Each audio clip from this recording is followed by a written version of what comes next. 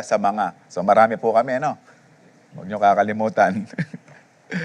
So anyways, tayo po ay pinagpala ng Panginoon dahil po nandito po tayo at nagtagumpay na po tayo sa balakid ng ulan.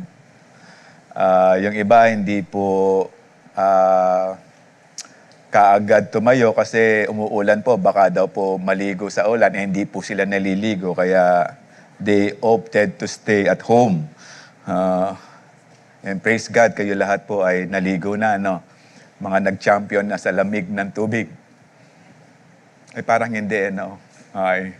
Ito po yung pinaka-masayang part sa 2 o'clock. Ay yung paano po gisingin ang mga umattend ng 2 o'clock. Kadadating lang po ninyo, no? I believe, gising pa po kayo. Amen. So sa lahat ng tulog, sumigaw ng hallelujah. Hallelujah. Praise the Lord. So, hallelujah. Pampagising lang po yun. So anyways, tayo po ay pinagpala ng Panginoon. This is our second series po sa God is Faithful. Ang Diyos po ba'y tapat? So sa lahat ng pagkakataon sa buhay po natin, sa bawat paggising po, mararanasan na natin ang katapatan ng Panginoon kung umaasa po tayo sa Kanya. Kung hindi po tayo nag-expect na ang Diyos ay kikilos sa buhay po natin, paggising po natin, hindi po natin mararanasan o mararamdaman ang pag-ibig o katapatan ng Panginoon sa buhay natin. Pero actually, ang Panginoon napakatapat niya at hindi po siya pwedeng hindi maging tapat. Tayo lang po ang pwedeng mamili niyan na tayo ay pwede nating piliin na hindi po magiging tapat sa ganitong bagay. Parang pag sinasabi po ninyo na sino po dito ang hindi nagsinungaling? Ni minsan. Pwede po tayong hindi maging tapat. Sasabihin natin, ako. Pero kapag yan ay sinabi mong ikaw, yan ay dagdag sa kasinungalingang na nagawa mo na. Hallelujah! So tayo po ay binayaan ng Panginoon sa mensaheng ito. Patuloy po tayong maging patuloy na sumunod sa ating Panginoon dahil po ang Panginoon ay napakatapat po niya. So pag last Sunday po, napag-usapan po natin that God is faithful to His Word. Ibig sabihin po ang Panginoon meron siyang word of honor. Hindi katulad ng katabi mo, meron siyang word of horror. Nakakatakot kapag nagsalita. Okay? Pero ang Panginoon kapag nagsalita, tinutupad, ginagawa. At hindi po nagsisinungaling ang Panginoon doon. At hindi rin po nagpapa-impress lang ang Panginoon. Di katulad ng dating mister mo, nagpa-impress lang, nagpa-auto ka naman, kaya yan. Problema ka tuloy. No, parang yung kapitbahay namin, may nanligaw. Sa lahat ng nanligaw niya, kasi po kapitbahay, sa lahat po ng kaibigan niya, siya lang po yung may auto na nanligaw. Aba, in few months, ikinasal. Nalaman po ng kapitbahay namin, babae po yung kapitbahay namin Siyempre, siya liniligawan. Nalaman po ng kapitbahay namin, yung palang gamit niya sa sasakyan, hiram lang. Okay, ang Panginoon, meron pong word of honor. Pag sinabi niya, ginagawa niya. Dahil ang Diyos po ay tapat. Kaya nga pinag-uusapan po natin ang katapatan ng Panginoon, no, sa buwan ng July. Tapat mo Panginoon, din niyo po si Bobby ay lumihis.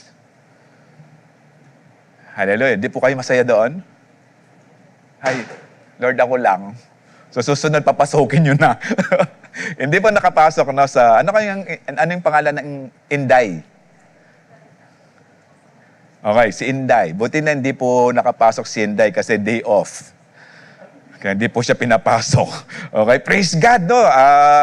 Although nung palapit na po siya, medyo nagda-downgrade po siya. Pero tapat po ang Panginoon sa kanyang mga anak na nanalangin. Hindi lang po siya lumihis dahil may mga anak ang Panginoon na patuloy na nanalangin na hindi po tatama sa Luzon ang bagyong ito. Amen. Para pong gulat na gulat po kayo sa hapong pong ito. Okay. So, ang Diyos po'y tapat at kapag sinabi niya, ginagawa po niya. No? So ngayon po pag-usapan po natin that God is faithful to His promises. Tayo po ay manalangin.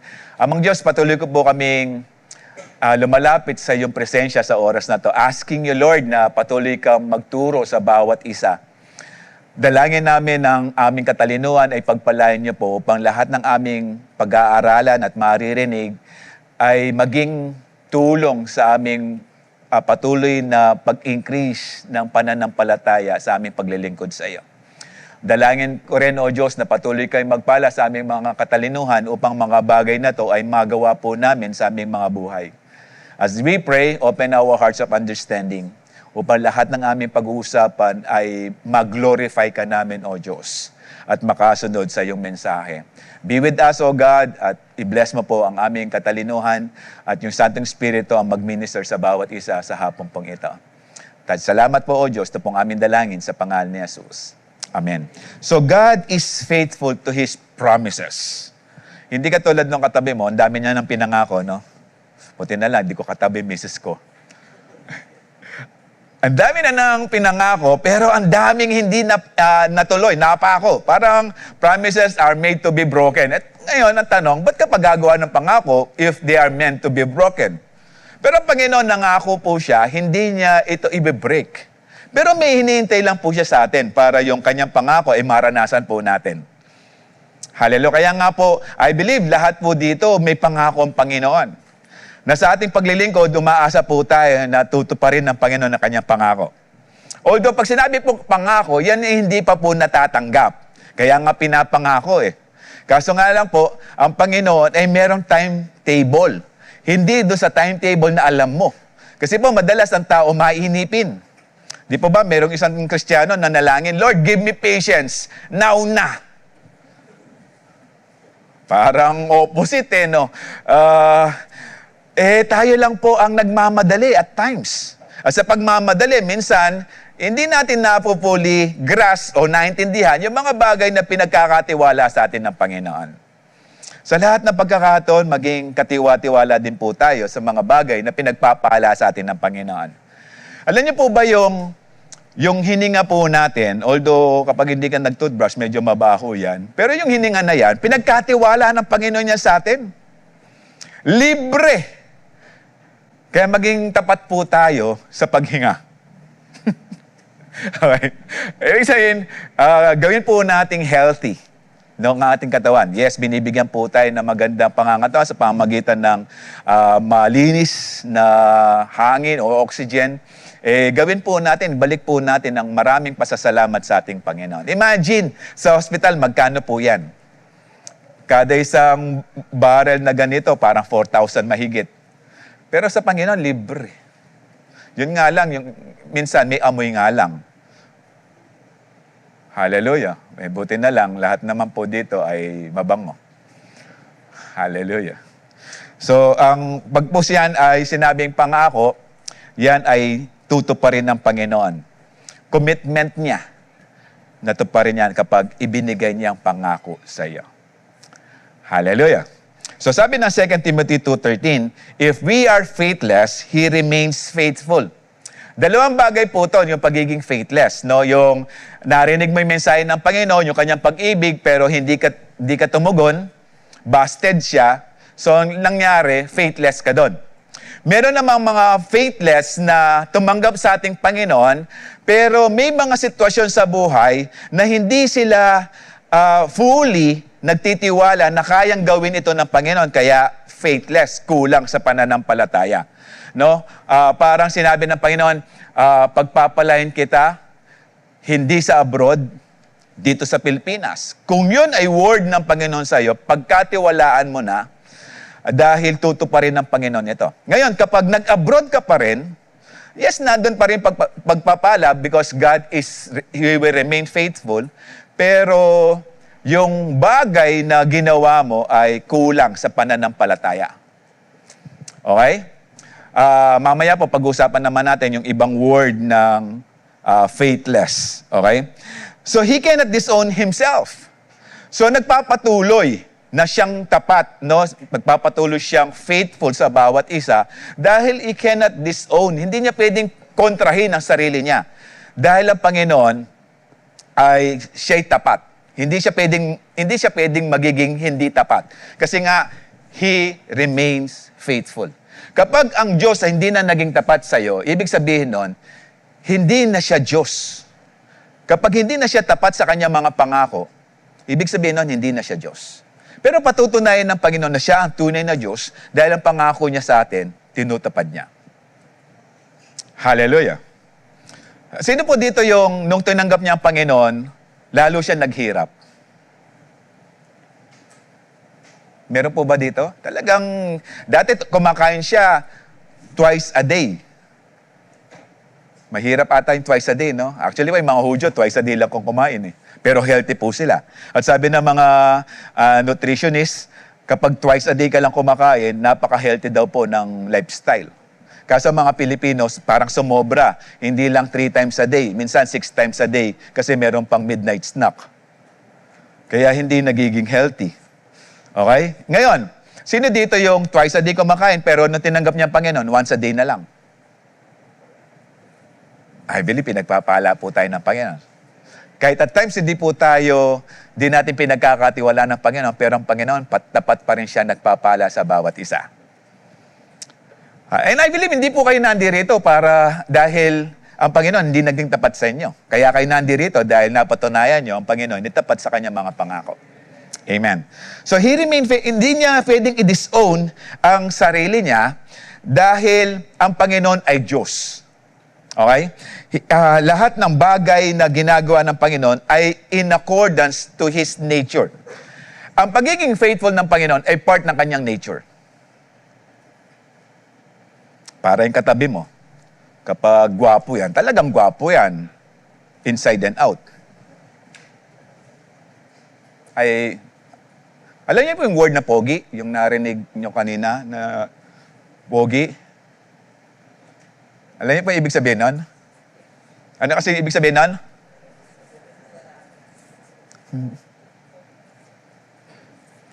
Nakalimutan ko na rin eh. Ano? Okay, yan pala. Presence of God inside. Okay. Kaya pogi. Paano naman maganda? Okay, ganito. Kung kayo'y naniniwalang that God made you according to His image and likeness, gwapo ka at maganda ka. At kung naniniwala ka, ikaw ay created ng Panginoon sa pamamagitan ng kanyang kamay, ibig sabihin nun, pinagmamalaki ka niya. Amen. No, parang nakwento ko rin sa YDC yesterday. Ako po, nung kami ay bumukod ng aking asawa, nung nagbalay-balayan na kami. Balay-balayan kasi yung bahay namin, maliit lang, apartment. And dala lang po namin, kama. At maliit na Cleopatra, at maliit na ref. Sakto yung pisong yelo noon. Yan yung ref namin. So wala kaming dining table. So naisip ko, may mga plywood naman sa bahay, gumawa ko ng dining table. So sumukat ako para lang sa aming dalawa na pwedeng patungan ng kanin, ulam, inumin, at pwedeng 4 na upuan. So gumawa po akong dining table. So ginawa ko siya siguro mga 3 days. Kinulayan, binarnisan, nilihan. Nung okay na siya sa akin, inuwi ko na. Nung inuwi ko siya, sabi ko, Han, ito na yung pinakamagandang dining table na nakita ko sa balat ng lupa. Why? Ginawa ko siya eh. Akong gumawa. So alam na alam ko rin yung part na maganda, kaya yun ang inaharap ko sa mga tao kapag may mga bisita kami. Hallelujah. So sa lahat ng araw nun, kapag kumakain kami, nararamdaman ko o na-feel ko na ang sarap ng ulam. Kasi kumakain kami doon sa dining table na ginawa ko. Ngayon, eto. Kung kino-consider mo at tinatanggap mo that God created you in His hands, maganda ka at gwapo. Hallelujah. Parang katabi mo lang ang nagdududa. Pero sarili natin, hallelujah. Okay? So, ang Diyos ay tapat, no? His faithfulness is part of His very nature. Ito yung katangian ng Panginoon. Hindi pwedeng mawala yan. Hindi pwedeng kumulang yan. 100% faithful ang ating Panginoon. So, we can rest today. Yung rest, hindi yung matulog, no? Ibig sabihin, you feel secure. God is faithful to His promises, not because we're perfect, but because Christ is perfect, or Christ is. Ibig sabihin, yung bagay na kinalulugdan sa atin ng Panginoon, dahil nakiisa tayo sa ating Panginoon, nalulugod din ng Panginoon sa buhay natin dahil nga sa finished work ng ating Panginoon. Naging faithful po ang Panginoon sa kanyang Ama. Nung tayo po ay nakiisa, nakipagtipan sa ating Panginoon, ibig sabihin nun, sa lahat ng bagay na inaasahan natin, ay kikilos at kikilos ang Panginoon sa pamagitan ng ating Panginoong Yesukristo. So there are difference. No, may difference po ang faithless at unfaithful. Although they came from one Greek word. Okay, mamaya. Pag sinabing faithless, it's lacking belief or walang paniniwala o kulang ang paniniwala. It's being without faith or skeptical. Yung medyo nagdududa. Okay? Yung focus nito, your internal belief system. Kaya nga, kailangan nating mag-aral sa depth. Kasi kung walang pag-aaral, paano mo malalaman na totoo? Or paano mo babasahin ang salita ng Diyos na may kaalaman na galing sa ating Panginoon? Kung hindi tayo dadaan sa depth. Hallelujah! So, pwede pang matanong kung sino dito ang hindi mag-e-enroll, sumigaw ng praise the Lord. O lahat mag-e-enroll, hallelujah! Sinabi niya, linggo ngayon ha? Pag linggo, bawal ang... Okay. Okay, so ulitin ko, wag na, wala nang bawian. Okay, example nito, in the Bible, a faithless generation refers to people who refuse to believe God's power or promises. They suffer from doubt and lack of trust. Ito yung kung pag-uusapan natin ng salita ng Diyos, kaya sila nagiging faithless dahil kulang ang kanilang pagtitiwala sa ating Panginoon. So pag sinabi namang unfaithful, ito yung breaching trust, okay? Ito yung pagsira sa tiwala. It's being untrue or breaking a promise. Okay. Ang focus nito, your external action or loyalty. Halimbawa, breaking a marriage covenant or betraying a friend. Ibig sabihin, nakipag-ugnayan ka, kinasal ka, pero meron ka pa balang iba. Okay? Nagiging unfaithful ka, hindi ka faithless, unfaithful.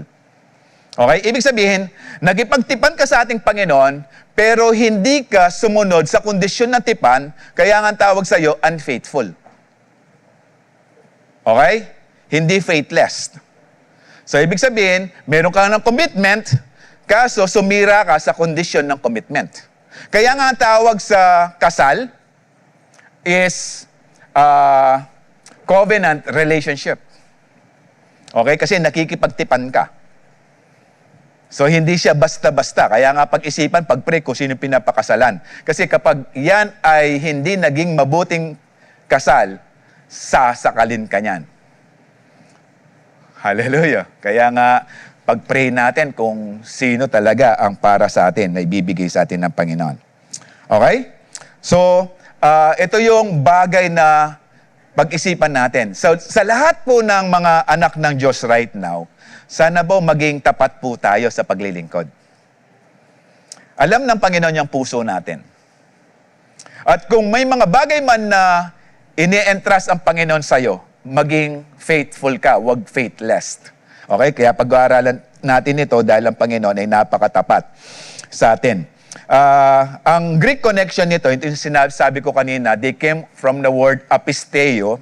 Pares lang po yan na faithless or unfaithful. Pero depende kung paano mo ginagamit at kung sino ang gumagamit.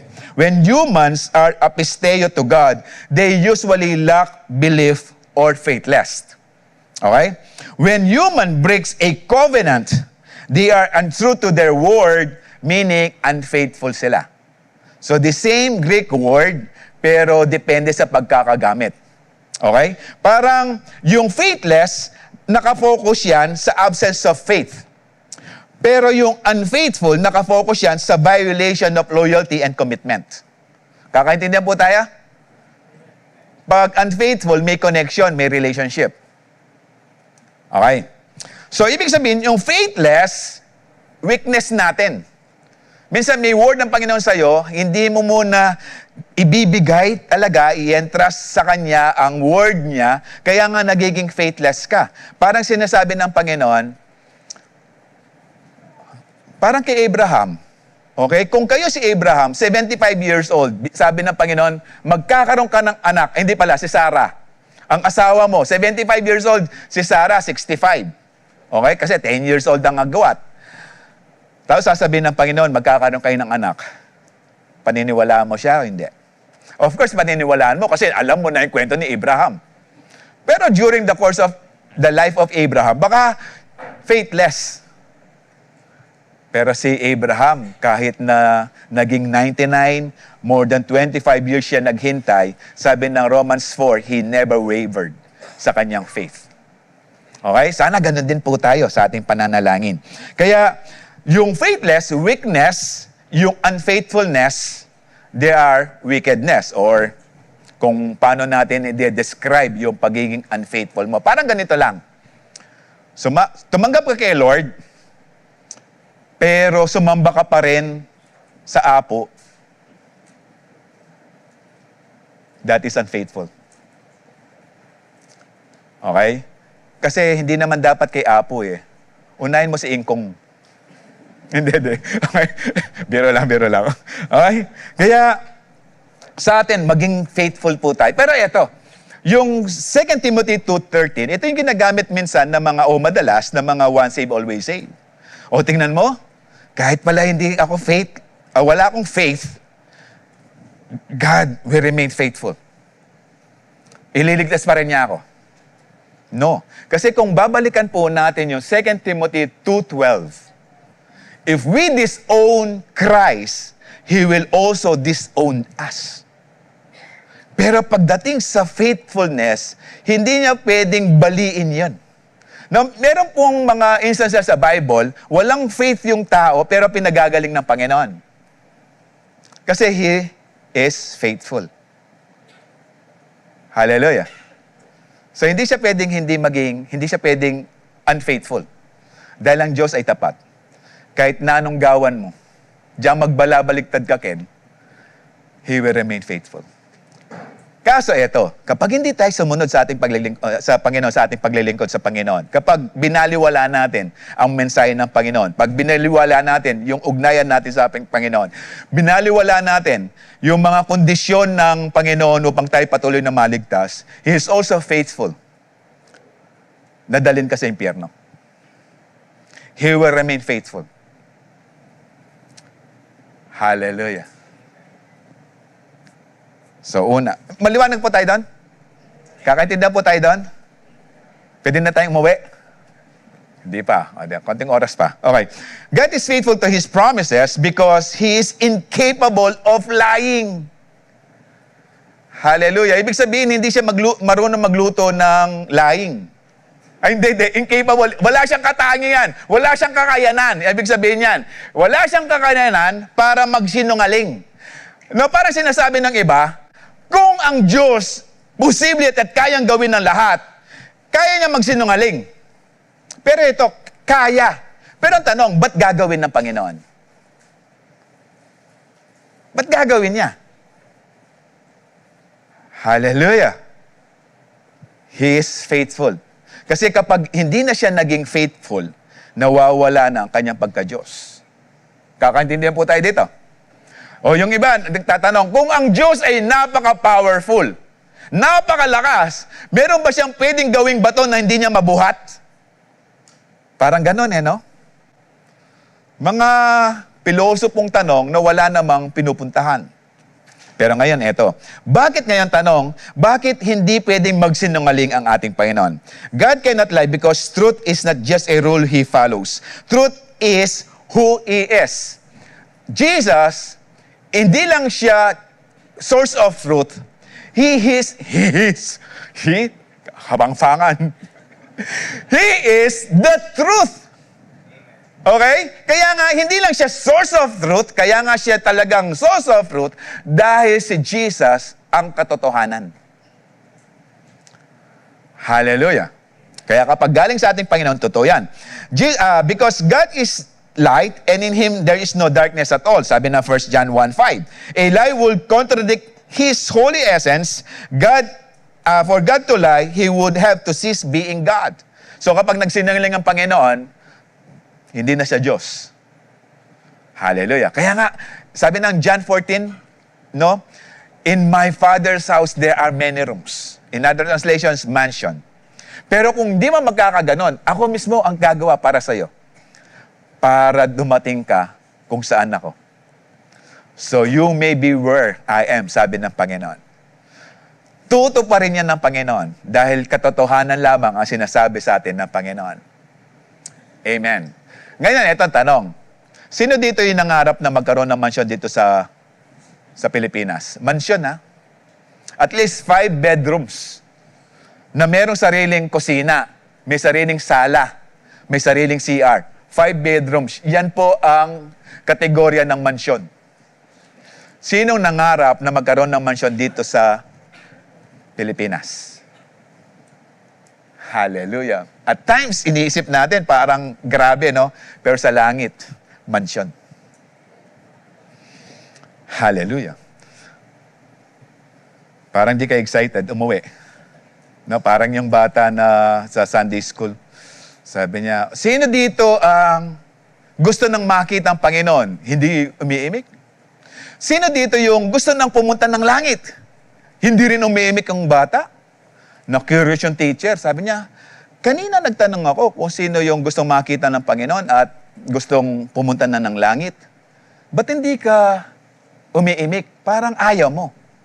Sabi niya, teacher, sa totoo lang, ang nanay ko po nagluto kanina ng spaghetti. Baka hindi ko makain kapag pumunta po tayo ng langit. Hallelujah. So, hindi naman po tayo ganyan, no? Ay, di pa niya pala paborito yung spaghetti. Pansit pala dapat, pansit. Hallelujah. So, ang Panginoon, hindi lang siya nagpapakita dito, no? Hindi siya nagsasalita para lang magpakita, mag-show off. Hindi lang. Nagsasalita ang Panginoon dahil ang katotohanan lang sinasabi ng Panginoon. Numbers 23:19 said, God is not a human that He should lie. Okay? Not a human being that He should change His mind. Kasi ang tao, sinungaling. Amen? Amen? No? Paano yan? At ang tao, pwedeng i-manipulate. Di ba kapag meron kang nilibre, nilibre mo ito. Kakwalta na nito eh. Hallelujah. Parang, wapin eh. Parang naiisip ka ngayon. Kasi ang tao pwedeng manipulate eh. Wag mo nang ibigay yan. Wag mo nang invite yan. Balo mo pag in-invite mo yan, mag-share niya yan. Oh. Kaya hindi mo na-invite ngayon. Okay? Kasi ang tao na mamanipulate, pero ang Diyos hindi pwedeng i-manipulate. Kapag sinabi na ng Panginoon, yun na ang final. Kasi ang Panginoon wala siyang plan A, wala siyang plan B. Hallelujah. Kasi alam na ng Panginoon. Kaya sabi ng Panginoon, for I know the plans I have for you, Jeremiah 29:11, plans to prosper you and not to harm you. At kapag pinangako na ng Panginoon, paniwalaan na natin dahil totoo yan, kapatid. Hallelujah. Kaya nga, lahat, tingnan niyo yung mukha ng katabi niyo. Pabata ng pabatayan. Okay? Paganda ng paganda. Paaliwalas ng paaliwalas. Hallelujah. Kasi may pagpapala yan, kaya hingi ka. Tingnan mo, hingi ka. May pagpapala yan. Bigla mo sisimangot na agad yan. Pero ito, lahat po ng mga pinangakuan ng Panginoon at pinangahawak ang mga pangako, maaliwalas ang mukha. Hallelujah. Amen? So, hindi, tuloy natin. So, that He speak and then not act, that does He promise and not fulfill? Ang pinag-uusapan po natin ng Diyos. Okay? Pag sinabi ng Panginoon, ginagawa, at pag pinangako ng Panginoon, ginagawa niya. Dahil ang Panginoon, hindi yan nakakalimot. Hindi katulad ng mister mo. Nakalimutan niyang sabihin kanina, nagsweldo na pala siya. Pero ang Diyos, di siya nakakalimot. He knows kung ano yung mga pinangako niya. Kaya hindi din siya nagsisinungaling dahil alam niya ang mga sinasabi niya. Hallelujah. May mga verses din from Old Testament na ang Diyos ay hindi nagsisinungaling. Sabi niya sa 1 Samuel 15:29, He who is the glory of Israel doesn't lie or change his mind, for he is not a human being that he should change his mind. Okay? Katulad lang ng Numbers 23:19. Meron din sa New Testament. Baka akala nyo, Old Testament yan. Meron din yan sa New Testament. Sabi niya, in the hope of eternal life, which God who does not lie, promised before the beginning of time. Kaya nga panghawakan natin yung buhay na wala hanggan na binigay sa atin ng Panginoon dahil siya mismo ang nangako dyan. Siya mismo nagbigay. No, John 3:16, for God so loved the world that He gave His only and one begotten Son. And whosoever believe in Him. Pag sinabing believe, hindi lang naniwala inside o your mind. O iniisip mo lang. Pag sinabing believe, you are obeying Him. You trusted Him. O pinagkatiwalaan mo na siya. Shall not perish, but have eternal life. Pag sinabi ng Panginoon, totoo yan. Amen. Pero may kondisyon. Whoever believe. Dahil ang Diyos nanliligaw. Di ba kapag nanligaw ka, sabi mo, kaya kong ibigay sa iyo ang mga tala sa langit. Sa isang kondisyon, ikaw ang gumawa ng panungkit. Hallelujah. Okay? Actually, may mga pabulalas na salita ang tao. Pero ang Diyos pag sinabi niya, ginagawa niya. Kaya nga, whoever believe will not perish, but will have eternal life. Hallelujah. In Hebrews 6:13-18, for example, ito actually po, it's actually stating about Genesis 22. For example, there was God's promise to Abraham. Kilala niyo si Abraham? Ang kapitbahay namin. Hindi. Si Abraham, na tatay ni Isaac. Since there was no one greater to swear by, God took an oath in His own name, saying, I will certainly, pag sinabing certainly, mangyayari yan. Okay? Parang sinabi niyang, ipako mo sa bato. Okay? Parang sinasabing, totoong totoo. Okay, yan. I will certainly bless you, and I will multiply your descendants beyond number. Ito ang pangako ni Lord kay Abraham at nag-swear siya sa kanyang pangalan dahil wala nang higit pa sa ating Diyos. Okay? Kasi ang tao, o babasahin din natin mamaya, ang tao kapag nangako, nanunumpa yan sa mas mataas na authority. Hindi yan pwedeng manumpa sa harapan ng janitor, o hindi ko na minamalit yung mga janitor, no? Kailangan yung mas malaki, mas mataas, para pwede niyang ipakulong. O pwede niyang idemanda pag hindi niya ginawa. Parang ganon. Okay? Sa mas mataas authority. Kaso nga lang kay Abraham, ang nangako ang Diyos. Wala nang ibang Diyos. Siya na yung supreme being. So hindi na siya magsiswear sa ibang pangalan. Sa kanyang pangalan lang. Ibig sabihin, tutuparin ng Panginoon.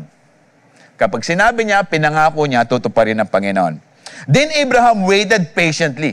Paano siya naghintay? Nakaupo? Nasa rocking chair? Okay? Natulog? Okay?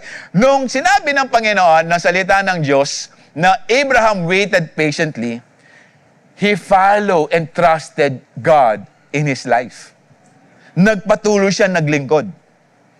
No, hindi niya inaksaya yung oras niya, parang sinasabi, parang ikaw, nung nanliligaw ka, Lord, sagutan na ako mong kay magpastor ko. Magpastor na ka, nung talagang panawagan.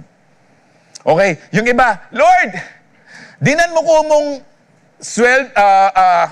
obra, bigyan mo lang ako ng trabaho na ang sweldo is 50,000, ibibigay ko yung first fruit. Binigyan ng Panginoon. Pagdating ng first fruit, Lord,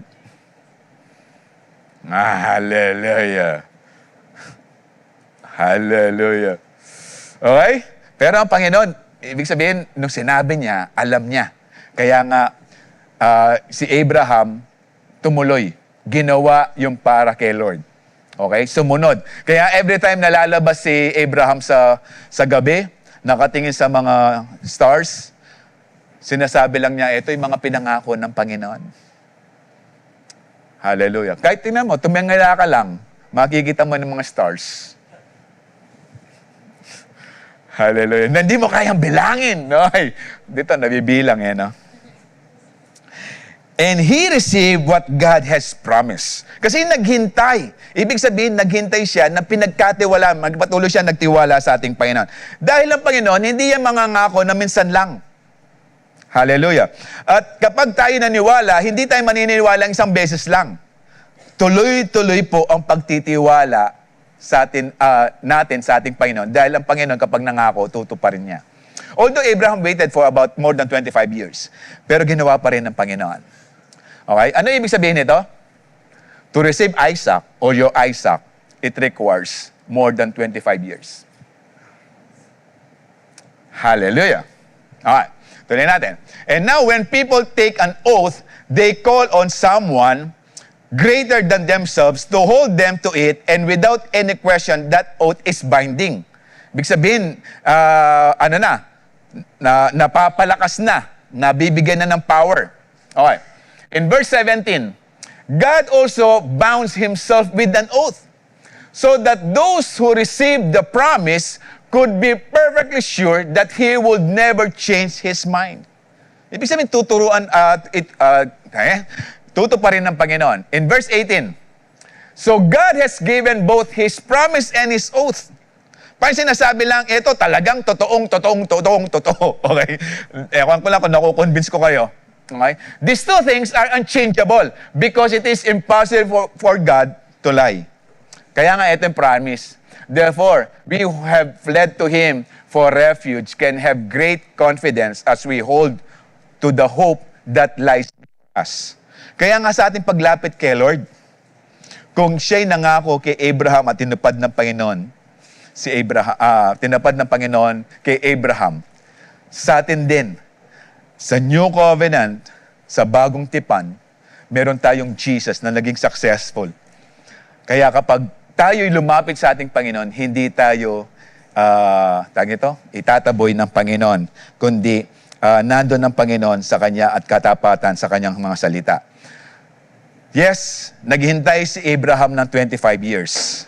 Sa atin, medyo kinukompute natin Totoo, yung strength ng tao nagpe-fade. Nawawala, umihina. Pero ang katotohanan ng salita ng Diyos, never yang humina. Yung katotohanan ng salita ng Diyos, never yan nawalan ng kapangyarihan. Always, from Old Testament up to now, they are true and powerful. Hallelujah. Kaya nga, sinasabi lang ng Panginoon sa atin right now, yung kanyang pangako, na nanumpa pa siya, sinasabi lang niya sa atin, tutuparin at tutuparin niya. Kaya those who believe in Him will not perish, but will have eternal life. Hallelujah. Pangalawa, wait patiently and you will surely receive what God has promised because He cannot lie. Amen. He never lie. Hallelujah. So pangalawa, God is faithful to His promise because He remembers His covenant. Kaya we encourage you na magbasa at mag-aral ng salita ng Diyos. Para kapag nananalangin po tayo, i-quote natin yung mga verses na may mga pangako ng Panginoon. Pinagtitibay. Ibig sabihin, kapag kinote po natin yung verse na yon, meron tayong pananampalataya dahil salita ng Diyos to at nananampalataya tayo na gagawin ng Panginoon. Kaya, He remembers His covenant. Kaya, paalala din natin sa Kanya yung mga salita ng ating Panginoon. Ngayon, pag-aralan natin yung tatlong bagay na halos they have the same meaning. Promises. Okay? Mga pangako sa'yo. Ipaglalaban ko. Generally defined as a word of honor or pledge between individual. Kaya nga, nangako ka eh, no? Hindi ka nangako sa sarili mo. Although meron kang pinapangako sa sarili mo, di ba? Pero madalas, walang saysay. Yung magda-diet ka na, simula bukas. Eh kinabukasan, di ba sabi ko, bukas? Hallelujah. Okay. Oath. Okay? Ito yung mga kinakain sa umaga. Oath. Ay, hindi. Mga panunumpa. Okay. Hindi oatmeal. Okay. Mga panunumpa. This involves swearing upon something sacred. No, kapag oath na yan. Kaya nga yung mga sa hukom, kung kayo ay marap na sa mga korte, sa preceding court, yung kapag nag-testify ka, mag-oath ka, at nakahawak ka sa Bible. Kasi that is something sacred. Merong ginawa yan. Alam niyo yung mga tatlong itlog na pumunta ng buwan? Ano kasi mga pangalan nila? Si Neil Armstrong, tsaka siya, di ba? Okay. Yung tatlo, merong isa doon na in-interview. Sabi nung nag-interview na may video, sabi niya, talaga bang pumunta ka ng moon? Oo, in 1969, pumunta ako talaga. Eh, may edad na po siya, mga siguro 20 years after. May edad na siya. Tapos talaga nagpunta ako, 1969 yon. Sabi niya, okay, can you swear with this Bible na talagang pumunta ka ng moon? Hindi siya makapangako. Hindi siya makapag-take ng oath. Umalis lang siya. Kasi kung talagang totoong pumunta sila ng buwan, madali sa kanya mag-oath. Pero dahil hindi sila nagpunta ng buwan, hindi siya nakapag-oath. Mingasdan ko ata. Okay? Kasi sacred po yan kapag Bible na. No? Lalong-lalo na kapag Diyos na ang pinag-uusapan. Vows! Ito yung vows, yung kapag tapos na yung pelikula. Vows, yung mga pangako sa kasal. Madalas sa kasal yan. Okay? Often confused with oath, a vow is a specific type of promise made directly to God, no, like child dedication or offering a sacrifice in exchange for His blessing or help. No, sabi ng American Bible Society. No, parang sa wedding, di ba merong kayong personal vows? Na hindi kailangan gumawa ng personal vows para lang magpasikat sa mga tao. Gumawa ka ng personal vows para sa asawa mo. Kasi yun ang tipan mo sa asawa mo. Na till death do us part. Eh, mali pala ang spelling. Hindi pala D-E-A-T-H. D-E-B-T-S.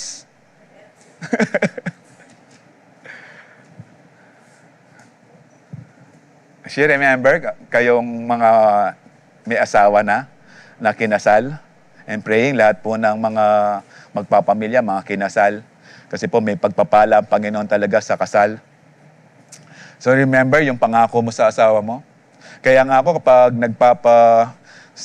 ako nag-officiate ng wedding during counseling, sabi ko yung wedding vows nyo, isulat nyo.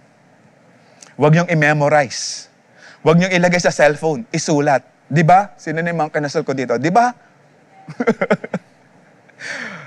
Isulat. Why? Para pagdating ng panahon, meron kang babalikan sa asawa mo, oh, Leme, tutuya ba yan? Basan mepin ulit? Because they are sacred. Okay. So, vows. Ngayon, covenant. Kasi ang pinag-uusapan natin that God remembers His covenants. Ano yung covenants? Ito yung binding conditions. Ito yung mga panunumpa, ito yung mga conditions, ito yung commitment, no, between two parties or more. Ibig sabihin, kapag kinovenant mo na yan, actually, ang Panginoon kapag nagbigay siya ng covenant, may mga, may mga preba. Just like kay Noah, nung sabi ng Panginoon, hindi na niya gugunawin, di-destroy ang mundo sa pamamagitan ng tubig. Anong binigay niya? Children, rainbow.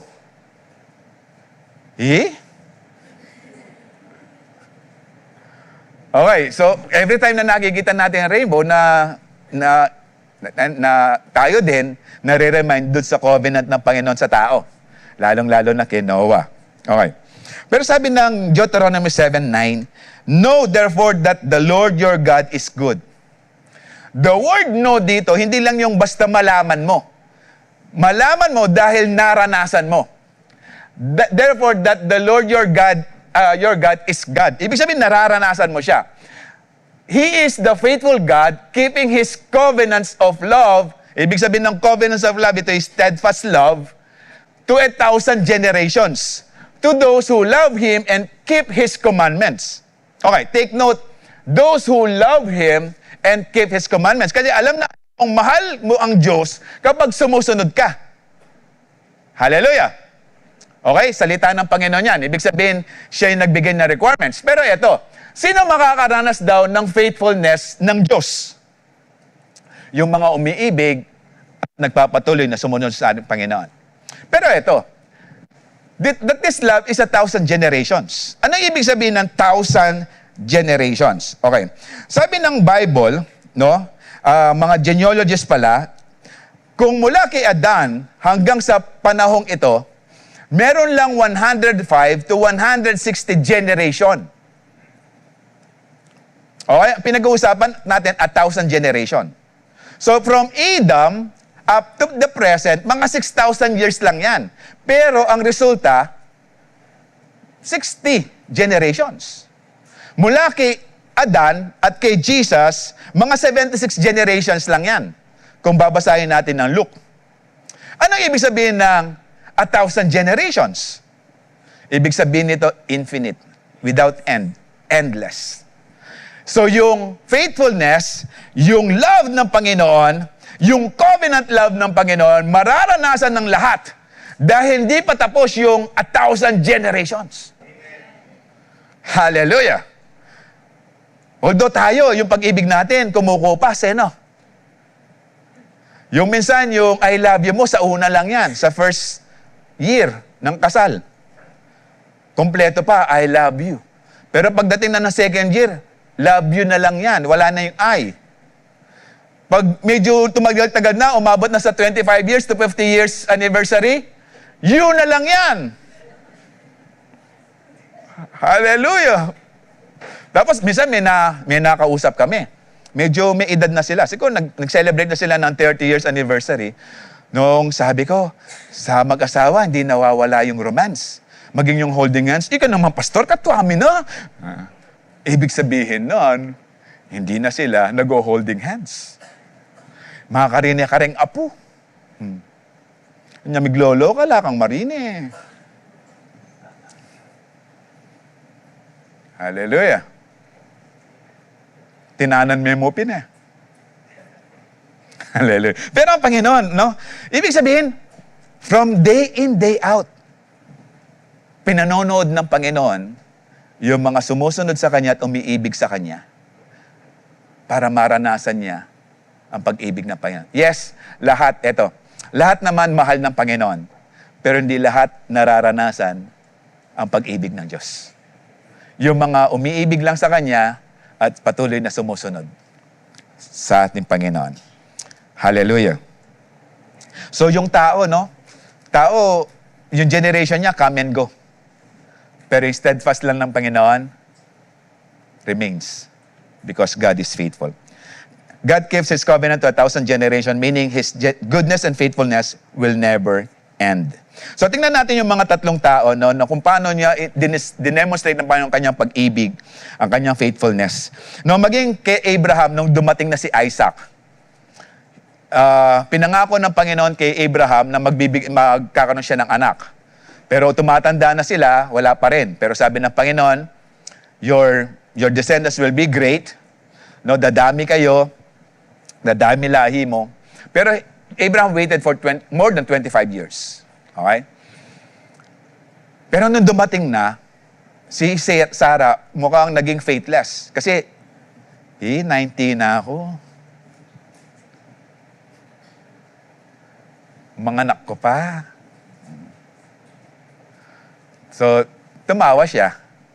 Bakit hindi? Tawanan ang... So, tumawa siya. Okay. Sabi ng Panginoon, ba't ka tumatawa, Sarah? Meron bang mahirap sa akin? Sabi ng Panginoon. Is there anything too hard for God? The next year, nanganak si Sarah. Okay? Kay Joshua, nung pinasok ang Promised Land. Okay? Tapos, actually, si Joshua and Caleb, sila lang yung may edad na nakapasok ng Promised Land. Kasi yung 20 years above, namatay na sa wilderness. No, nag-roam sila for about 40 years, namatay, walang pumasok na lumabas ng Egypt na 20 years old pataas na nakapasok ng Promised Land. Namatay sila sa wilderness. So si Caleb lang and Joshua ang nakapasok na may edad. Kung si Joshua, nung pumasok o nung lumabas sa wilderness sa Egypt ng 20 years old, nag-roam sila for about 40 years sa wilderness, nung pumasok sa Promised Land, mga 60 years old na siya. Okay? E namatay si Joshua, 110 years old. So mga 50 years siyang nagre-reign or nagli-lead sa mga Israelites to conquer the Promised Land, mga 50 years. Kung 30 years old naman si Joshua nung lumabas sa Egypt, plus 40, 70 siya nung pumasok sa Promised Land. So mga 40 years siyang naging leader ng mga Israelites para i-conquer ang Promised Land. Ngayon, eto, si Joshua, sa Joshua 21:45 said, nung inalala niya kung paano sila ginabayan ng Panginoon, sabi niya, not one of the Lord's good promises to Israel failed. Everyone was fulfilled. Siya yung legit, kasi siya lang yung talagang may edad na pumasok sa Promised Land. Siya na yung may edad nung lumabas din sa Egypt. So siya yung may capacity, may kapasidad para sabihin niya, para alalahanin niya yung mga magagandang bagay at mga pangako ng Panginoon na tinupad sa Israel. Kay Elijah, kilala niyo si Elijah? Okay. Siya yung nagsalita kay King Ahab dahil sa kanyang kabuktutan, no? Katulad ng kanyang asawa, si Jezebel, na na-impluwensyahan si King Ahab. Sabi ni Elijah, for 3.5 years, hindi uulan. So, ibig sabihin nito, magkakaroon ng famine kasi magkakaroon ng drought. Okay, hindi uulan eh. So, walang crops, walang ani. So, sabi ng Panginoon, magtago ka, punta ka sa Kerith. Doon ka pumunta at ipifeed kita. Okay? Sabi nga ni Pastor Manny, gumamit ang Panginoon ng grab. Ibon na lumilipad. Okay? Uwak. Okay, ang ginamit. So, every morning, nagdadala yung uwak na maawak ng tinapay at meat. Sa gabi, ganun din. Tinapay at meat. Tapos, umiinom siya doon sa sapa. Siguro mga 6 months to 1 year, siyang pinapakain ng uwak every day. Pero dahil famine, walang ulan, natuyo yung sapa. Okay? So, pumunta siya ngayon saan ba yun? Nagpunta siya ngayon sa Sarephat. Okay. Basahin natin. Sometime later, the brook dried up because there had been no rain in the land. Okay? So, ibig sabihin, kapag walang ulan, walang ani. Hindi ka makakapagtanim. Okay. Then the word of the Lord came to him, go at once to Sarephat, to the region of Sidon, and stay there. I have directed a widow there to supply you with food. So may nakausap na ako na babae doon sa Sarephat, sa Sidon. Pakita natin no, yung picture. Nandiyan pa ba yung picture? Ayan. Dito siya galing, part ng Israel. Okay? Natuyo na yung sapa. So sabi ng Panginoon, punta ka doon sa Sidon, sa Sarephat. Okay, doon. Mga 130 kilometers yan. Yan, hindi na sakop ni King Ahab. Okay? Mga Gentiles na mga yan. Outside sa teritoryo ng Israel. Okay? Diyan siya pinapunta kasi diyan pinakamalakas ang mga worshiper ni Baal. Okay? Sino si Baal? Siya yung God of rain, God of harvest, and good crop. Si Baal. Okay? So, pinapunta siya doon. So, pinapakita rin ng Panginoon sa atin right now na sa pamamagitan ng kanyang kapangyarihan, yung mga Diyos-Diyosan talagang luhod. Dahil hindi naman talaga sila totoo. Okay, eto. So he went to Zarephath. When he came to the town gate, so nung papasok na siya, a widow was there gathering sticks. So meron siya nakitang babae na nag-gather ng sticks, no, para panggatong. He called her and asked, "Would you bring me a little water in a jar so I may drink? So I may have a drink." So para makainom ako. Bigyan mo ang linakad niya 130 kilometers. Approximate. So mga ilang araw na lakaran yan. So, pagod na pagod. Okay? So, bigyan mo ko na maiinom. Okay. As she was going to get it, he called, "And bring me, please, a piece of bread." Okay? Nasa gate na siya. Siguro sinasabi ni Elijah, eto na. Kasi siya yung first encounter eh. Ang sabi ng Panginoon, meron na akong kinausap na taga doon na balo. Okay. So, i-confirm ngayon. Sabi ng babae, "As surely as the Lord, your God lives," she replied, "I don't have any bread. Only a handful of flour in a jar and a little olive oil in a jug. I am gathering a few sticks to take home and make a meal for myself and my son, that we may eat and die." Ito, widow ito. Wala siyang asawang lalaki. So sinasabi niya, last meal na to. Okay? Para sinasabi rin ni, siguro kung ikaw si Elijah, "Lord, ala na yung pamangan eh. Katako kong yun eh." Take note, si Elijah lalaki. Pag lalaki, malakas kumain yan, no? Tama? Okay. Hindi pala, malakas pala uminom. Okay. Okay.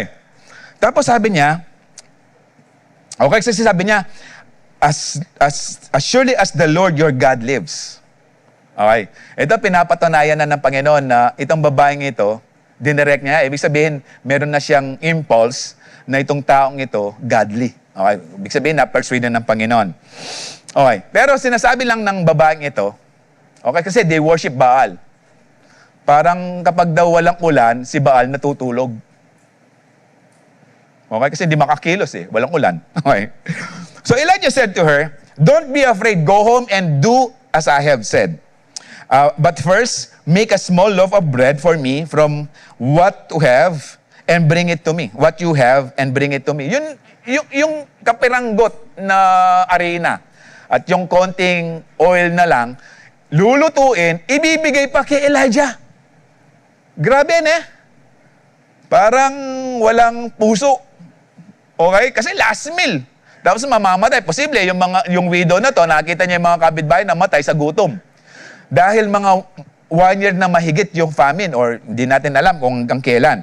Pero kung 1 year na, ibig sabihin, pakakainin si Elijah ng mga 2.5 years pa. Okay. "For this is what the Lord said, the God of Israel says, the jar of flour will not be used up, and the jug of oil will not run dry until the day the Lord sends rain on the land." Okay? Ito sinabi na ni Elijah. Ito yung sinasabi ng aking Diyos. Okay? She went away and did as Elijah had told her. So there was food every day for Elijah and for the woman and her family for about 2.5 years. For the jar of flour was not used up, and the jug of oil did not run dry, in keeping with the word of the Lord spoken by Elijah. Ganon ka-faithful ang Panginoon. When God forgives, He forgets our sin. Tingnan niyo, no? Yes, may mga kasalanan tayo, pero pinatatunayan ng Panginoon that He is faithful to His word. Okay. Sa mga pagkakataon na tayo ay nagkakaroon ng kasalanan, as we come to the Lord, papatawarin tayo ng Panginoon at hindi naalahanin yung mga kasalanan natin. But His covenant, with this covenant, with you will never be forgotten. So let go of what separates you or us, yet He holds on to the promise that keep us close.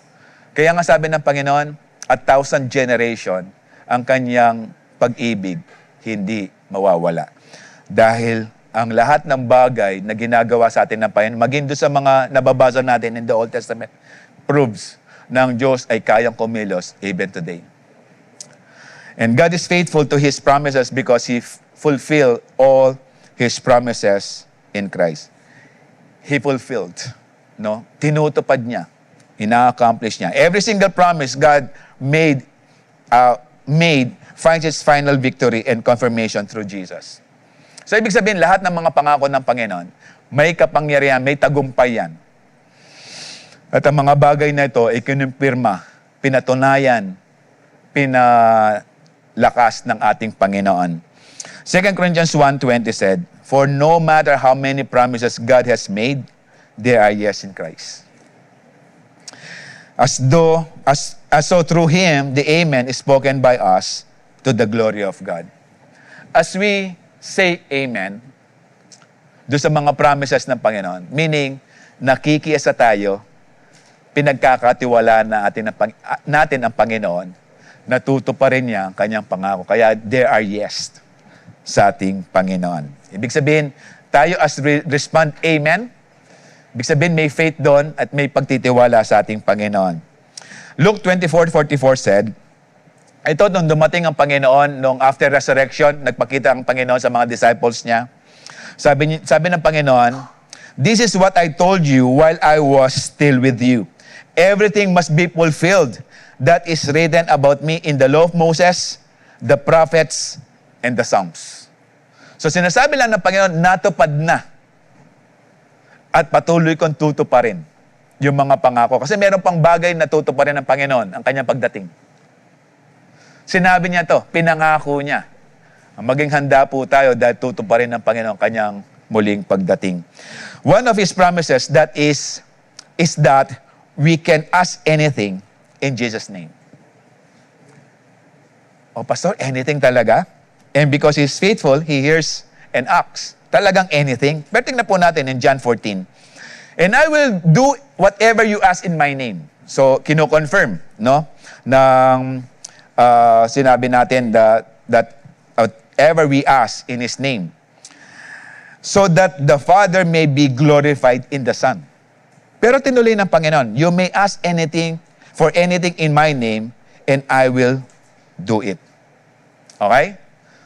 So, anything in His name. Okay.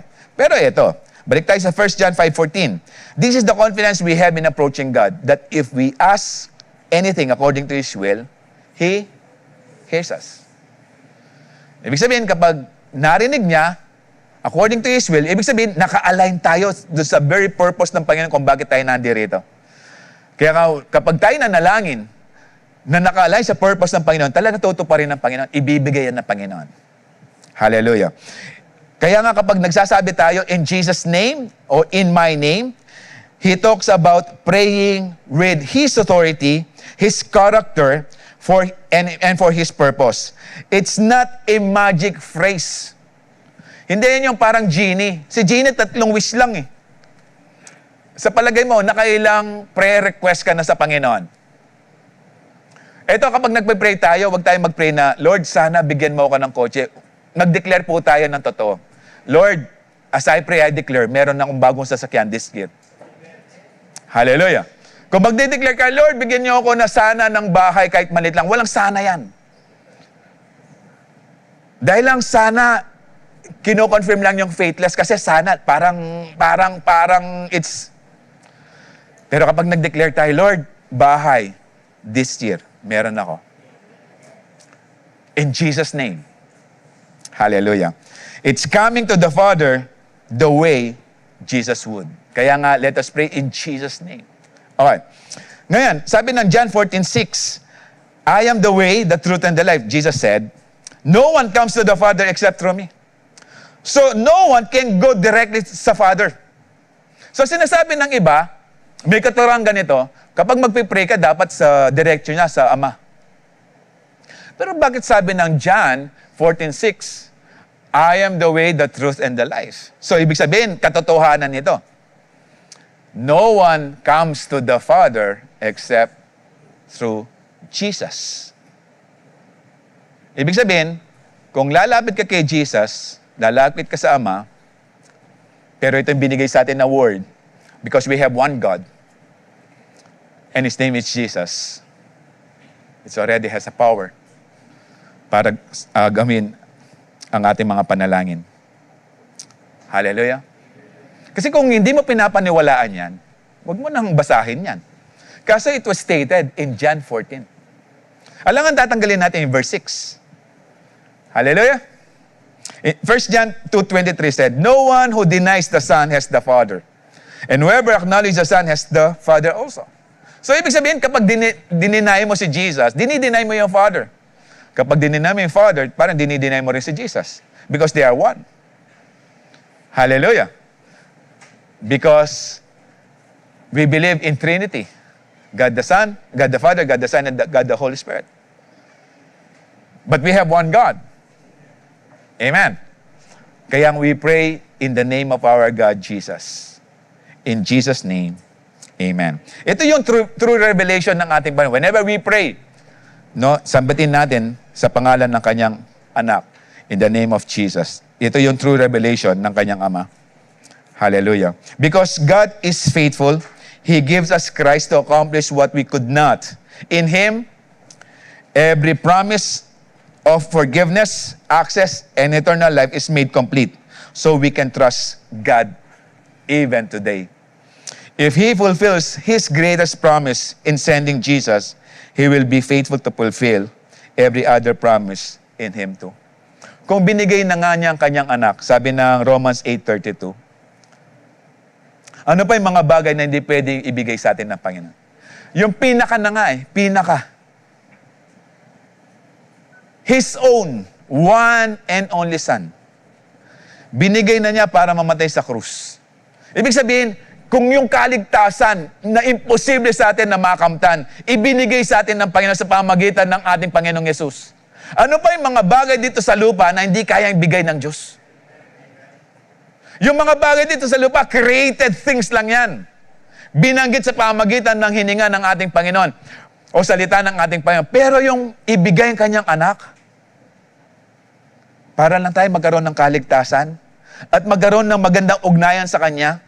Ano pa yung mga bagay na iniisip nyo na hindi kayang ibigay ng Panginoon? Pero itong tanong, if God is faithful to provide, are you faithful to receive? Hallelujah.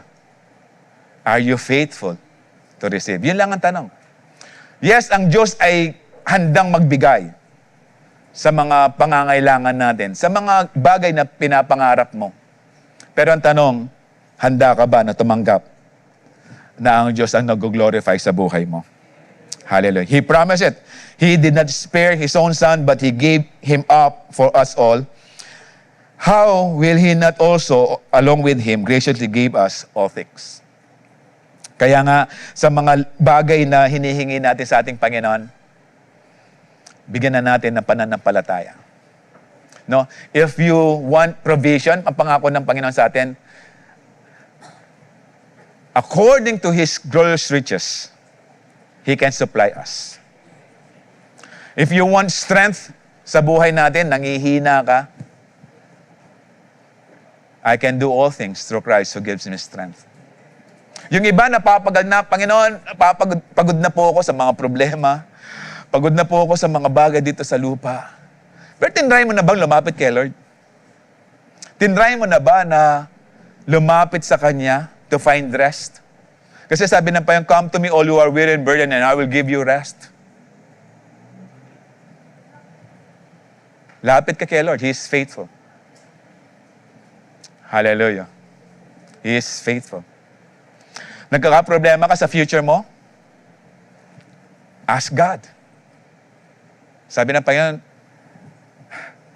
His plan is to prosper us, not to harm us, and to give us a good future. Hallelujah. Hallelujah. Kaya hindi tayo tatabay ng Panginoon. Kasi sabi ng Panginoon, as we seek His kingdom, all these things will be added unto you. For what reason? Because He cares for us. Hallelujah. He cares for us. Sabi ng 1 Peter 5:7, He cares for us. So sa hapong ito, pagkatiwalaan po natin ang ating Panginoon na tapat, maging sa Kanyang mga pangako. As we read His Word, panghawakan natin mga pangako niya. Ito yung greatest thing na pwede natin panghawakan. Yung sinabi ng Panginoon, I will never leave you and never forsaken you. Hallelujah. Sige po, tayo po tumayo. No? To be faithful to His promises, sabi niya, He is incapable of lying. He remembers His covenant and He fulfilled all His promises in Christ. Maging sa hapong ito, papatunayan ng Panginoon that God is faithful.